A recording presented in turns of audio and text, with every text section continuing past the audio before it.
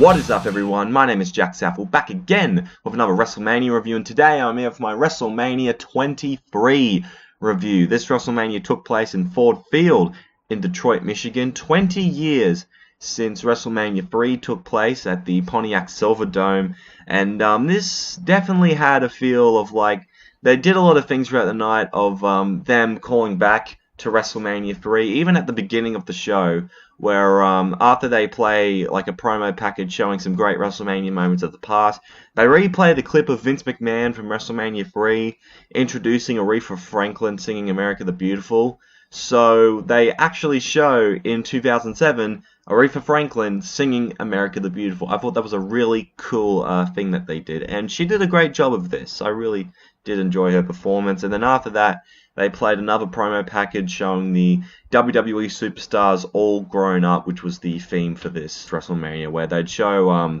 like clips of like kids dressed up as them, and they're talking about how it was my dream as a kid to become a WWE superstar and all that, and how we're all grown up. So yeah, it was alright. It was pretty cool, little theme.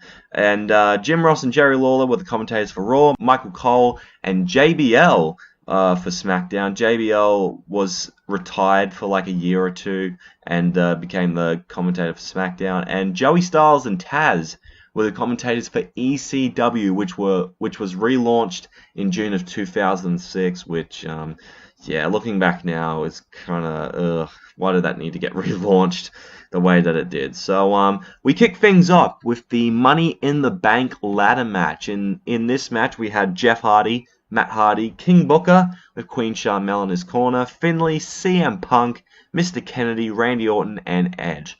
This is hands down my favorite Money in the Bank ladder match, especially at WrestleMania. So there were so many legendary spots in this match, like Orton hitting the RKO on CM Punk off the top of a ladder, Booker hitting a bookend on Orton off the top of the ladder, and hands down the spot of the night, Jeff Hardy climbing up a 15-foot ladder. Edge is laid out on a ladder that's bridged between the ring and the barricade. So Jeff Hardy, being the crazy motherfucker that he is, jumped off the ladder and hit a leg drop on Edge through the ladder. And yeah, I remember seeing that for the first time as a kid, freaking out, because this was the first WrestleMania I kind of watched, even though it wasn't live. I was meant to watch it after school with my friends, but my friend's dad, who had recorded it, forgot to actually record the show, so we had to record a replay of it and watch it the next day. But it was fine. But yeah, so after that crazy spot, Hornswoggle runs in and tries to stop Mr. Kennedy from winning, but he gets hit with a Green Bay plunge off the ladder. So Kennedy would knock CM Punk off of the ladder to win the Money in the Bank briefcase in just a fantastic Money in the Bank ladder match. Yeah, like I said before, it's probably my favorite in WrestleMania history, and Mr. Kennedy could have gone to superstardom with that Money in the Bank briefcase, but unfortunately, he got injured, I think, a month or two holding the briefcase and had to drop it to Edge. But then later on, he found out that the injury wasn't that serious. So, yeah, it was a bit of a shitty situation for Mr. Kennedy. But I guess this was a great moment for him at WrestleMania. So, after this was the Great Khali versus Kane. And I don't want to talk about this match too much because it was pretty bad. Kane hit a body slam on Khali as a little throwback to Hogan slamming Andre, which, yeah, cool, throwback. Khali won with a giant chokeslam and choked Kane with his chained hook, which was from the See No Evil movie that Kane starred in. So that was a bad match, yeah. So after that, Crime Time is backstage trying to cheer up Eugene after he got his head shaved by Mr. McMahon on Raw. So to cheer him up, they set up a party with Extreme Expose, and then a whole group of people join in simultaneously, like Mae Young and the Fabulous Moolah, Slick, Dusty Rhodes, Sergeant Slaughter, Jimmy Hart, IRS, Gerald Briscoe. Hell, even Ricky the Dragon Steamboat shows up for a laugh. And then Ron Simmons shows up, and the party just goes to a halt. And he's looking around and just goes, "Damn!" which is something that he did a lot during 2006 and 2007, which was just weird. But, you know, fine with me. It was a cool, it was a funny little segment. So after that was a United States Championship match. Chris Benoit defending against MVP. So MVP was a cool character when he first came in. He was like, I think it was like the highest paid contract in SmackDown history.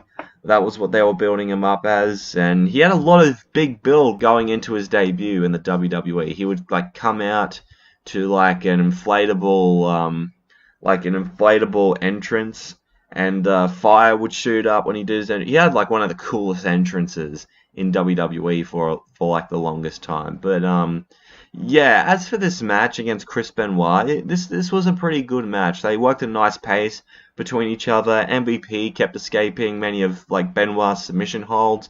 Hell, even escaped the crossface. But then Benoit retained the championship by hitting a diving headbutt from the top rope. So this would be Chris Benoit's final WrestleMania before the his tragic death of himself, his wife, and his son. Which was just the biggest tragedy in the history of professional wrestling. 2007 was a tough year to be a wrestling fan, especially for me, who was like so into it at the time, being an 8-year-old and just being obsessed with the WWE. So when I heard that news of Chris Benoit passing, it was devastating, and it definitely left a lasting mark, unfortunately, on the WWE. And it took a while for WWE to like even slightly recover from that. So after that match, we had Donald Trump waiting backstage with like one of the Miss USA winners or some shit, and he's complaining about Vince's service of him at WrestleMania and all that. And so the Boogeyman shows up to try and scare Donald Trump, and he just completely no-sells it. So yeah, another reason to hate Donald Trump, other than, yeah, I don't need to get into politics in this one. I'm going to try and avoid talking about Donald Trump's presidency as much as possible in this video. So calm down, Trump supporters. So we had the 2007 Hall of Fame class walk onto the stage, which were Jim Ross, Mr. Perfect, who was accepted by his family, Jerry the King Lawler, Nick Bockwinkel, Mr. Fuji, the Wild Samoans, the original Sheik, who was accepted by his wife, Joyce Farhat, and Dusty Rhodes, which, yeah, it was a good Hall of Fame class. I will say, good Hall of Fame. And after that was the World Heavyweight Championship match between Batista and The Undertaker. So Undertaker won the 2007 Royal Rumble and challenged Batista for the World Heavyweight title at WrestleMania and chokeslammed him in the ring. And although it started off with Batista having lots of respect for The Undertaker, would eventually completely lose it when at No Way Out in a tag match against Cena and Shawn Michaels, Batista hit a spine buster on him, costing them the match. And yeah, a lot of animosity between the two going into. So Teddy Long, the SmackDown general manager, was the guest ring announcer for this match. The two had a great world title match, which would set up a just as good feud, which would last the majority of the year. So highlights of this match were Taker hitting his outside suicide dive over the top rope, and especially Batista's running power slam through the announce table. That was such a great spot. And after kicking out of a Batista bomb, Undertaker was able to recover and hit the tombstone to win the world title. And how fitting that 10 years ago at WrestleMania 13, The Undertaker won the WWF title. So it was pretty fitting that 10 years later he would win another world championship. Although this match was way better than his match at WrestleMania 13. I thought this was very damn good. And they would go on to just have a fantastic feud in 2007. I remember the match they had at Backlash, the Last Man Standing match, where like Batista speared Undertaker off the stage and into like some of the pieces of the set, and it like collapsed on them. And like even the Hell in a Cell match at Survivor Series, and yeah, it was just awesome stuff, man. Vince McMahon is talking to Stephanie in his office and meets her baby daughter, and pretty much talks baby talk about, you know, I'm going to beat Donald Trump's skull in, yes, and I'm gonna shave his head bald, like that. And like Stephanie's just looking at Vince like, why is my father the way he is? Yeah, I don't know how Stephanie like puts up with Vince sometimes, just how fucking crazy he is. So After that, we had a 8-man tag team match. It was the ECW Originals. The Sandman, Rob Van Dam, Tommy Dreamer, and Sabu taking on the New Breed, which was made up of Elijah Burke, Marcus Corvon, Matt Striker, and Kevin Thorne, with Ariel in his corner. So it was an okay match just to get, the ECW guys on the card. The Originals won after Matt Striker was about to hit RVD with a chair, but got a Van Daminator while holding the chair up to his face and got hit with a 5-star frog splash. So yeah, it was really cool to see the ECW guys go from like 10 years ago performing in front of 2,000, 3,000 people to now performing in front of 80,000 people. Like, I remember when Tommy Dreamer won the ECW title back in 2000, and he stated, I may never make it to WrestleMania, I never want to make it to Starrcade, but I made it in the ECW arena. Well, he can now say that he made it to WrestleMania, so that was, for that aspect, it was really awesome. So, yeah, and I was happy the ECW Originals went over. So, after that, we got the big money match, and I mean that literally. It was the Battle of the Billionaires, a hair versus hair match. So it was Vince McMahon with Umaga representing him in this match, taking on Donald Trump with Bobby Lashley representing him in this match. So the special guest referee as well was Stone Cold Steve Austin. So on the second Raw of 2007, Vince hosted a mock Donald Trump versus Rosie O'Donnell match because they had a bit of a beef at the time, and it was one of the shittiest things in the history of Monday Night Raw. If you just feel like wanting to end it all, just watch that match, man. So later in the month, the actual Donald Trump shows up on the Titantron and pretty much crashes Mr. McMahon's appreciation night and drops a big sums of money into the crowd, which really infuriated Vince McMahon. So the next month, they set up a match where the two would choose a wrestler to represent them, and whoever's guys lost had to get their head shaved bald. So this match was very, very entertaining. During the match, Austin got taken out by Umaga as Shane took over as ref temporarily and tried to screw over Bobby Lashley. He even hit a coast-to-coast on him at one point. But Austin came back and stunned Shane and Umaga, who got hit with a spear from Lashley to win the match. And even during the match as well, Donald Trump ran over to Vince McMahon and beat him up, which was turned into a meme where CNN's logo was put on Vince McMahon's face, which made the rounds. So because of this, Vince had to get his head shaved bald, and he tried running away but got caught by Lashley and got thrown into a barber's chair in the middle of the ring and had his head shaved by Trump, Lashley, and Austin in the middle of the ring. And it was, you gotta hand it to Vince. He's probably one of the best at just selling humility. Like, when he gets humiliated, he sells that to the fucking moon and back. And especially during this bit where, like, they're shaving his head and Austin goes to hold up the mirror so Vince can have a look, and he sees it and he tries to fucking fall back in his chair. It was a great moment. And what made it even better as well, Austin hit the stunner on Donald Trump. So yeah, that just made it even better in my opinion. So yeah, I thought the match was very entertaining. In-ring wise, it was decent. I wouldn't say it's 5-star worthy or anything like that, but it did its job. It was there to get mainstream press, basically. So after this match, we had the Lumberjill match for the Women's Championship. Melina defending against Ashley. This was during a time where the women's division was probably at an all-time low. No one gave a shit about the women's division during this time period. It was like they tried to be sexy, but they also tried to be serious, but they weren't really good at combining the two. So you're just left not fucking caring. So Melina pinned Ashley with a bridge.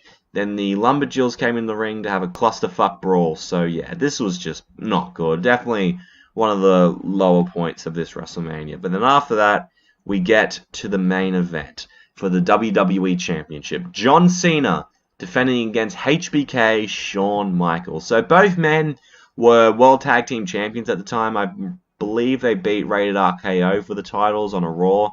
And Shawn Michaels got this opportunity for beating Edge and Randy Orton in a triple threat match to become the #1 contender for Cena's WWE title. I actually remember watching that Raw and being so happy that Shawn Michaels won the match. So during the weeks leading into this, Rated RKO told Cena all the times about how Shawn Michaels had turned on his tag partners. There was like a segment on Raw where Edge and Randy Orton were on the Titantron, and they showed a video of the amount of times that Shawn Michaels was screwed over his partners, like Marty Jannetty, of course, and DX, and kicking Booker T out of the NWO. Yeah, remember when Shawn Michaels was in the NWO? Me neither. But Michaels claimed, that it's different with John Cena because I eventually will hit Sweet Chin Music on John, but I have his back until WrestleMania. And on the final Raw before WrestleMania, Cena got super kicked by Shawn Michaels. So yeah, it was a pretty decent build in my opinion. So at the start of the match, a streaker tried to run into the ring, which I thought was just stupid. I don't get when fans try to run into the ring and think they're going to have a fight with one of the wrestlers and think they're going to have a bit of a squabble. Like, it's not going to happen. Like, the security are going to jump on you like flies on shit. Like, you might as well just stay in the fucking crowd and not make a complete dick out of yourself. But, yeah, that's enough of that. As for the actual match, it was fucking great. It was just a great main event. So, some memorable moments of this match was Shawn Michaels hitting a pile driver to John Cena on the steel steps, which, oh man, that looked really bad. Like, Cena even got the top of his head cut open a little bit. And yeah, Shawn Michaels definitely got busted open in this match as well. And like, Shawn Michaels even hit a moonsault to the outside over the announcer's table, which looked great. However, at the end of this match, John Cena locked in the STFU on a bloody HBK to the point of tapping out. So, yeah, 2007 was the year that Cena was just the only thing WWE cared about, pretty much. He was pushed to the motherfucking moon. No, he was already on the moon, but they pushed him even further above the moon. Like, it was ridiculous around this time period. Like, he had to... The only time he had to drop the championship was when he got injured. I guarantee you that he would have held the belt throughout the entirety of 2007. I reckon they would have done that with John Cena. Like, it was ridiculous. But at the time, I fucking loved John Cena because I was 8 or 9 and I was a little mark back then. So, of course, Cena was my boy. And, yeah, but overall, besides the overpush of John Cena, it was a great match. Like, afterwards, Cena tried to reconciliate with Shawn Michaels, but Shawn, obviously frustrated that he didn't win the match, just walked off. So, yeah, that's how we ended the show. My match of the night would probably have to go to the main event. I thought it was just a damn fucking good main event between John Cena and Shawn Michaels. And they would have an even better match on Monday Night Raw in London, England. Those two guys would just kill it on that episode of Raw. It was, if you haven't seen that match, oh my god, go watch it, please. But how am I going to rate this show? I'm going to give it an 8 out of 10. I thought this was a really great WrestleMania. The 2 world title matches I thought were awesome. The Battle of the Billionaires was very entertaining. The Money in the Bank ladder match kicked ass. And overall, it was just a lot of good action. And yeah, there were some downsides like the Great Khali and Kane and the Women's Championship match. But besides that, the stuff that delivered really, really fucking well. So yeah, that's why it gets an 8 out of 10 from me. And yeah, thank you guys for watching this review. I hope you have enjoyed. If you did, make sure to leave a like. Comment down below your thoughts on WrestleMania 23, and if you want to see more from me, hit that subscribe button. You'd be glad you did. Twitter and Instagram is at JackmanLaw31 if you want to check me out there. Thank you so much for watching, and I am out in 3, 2, 1.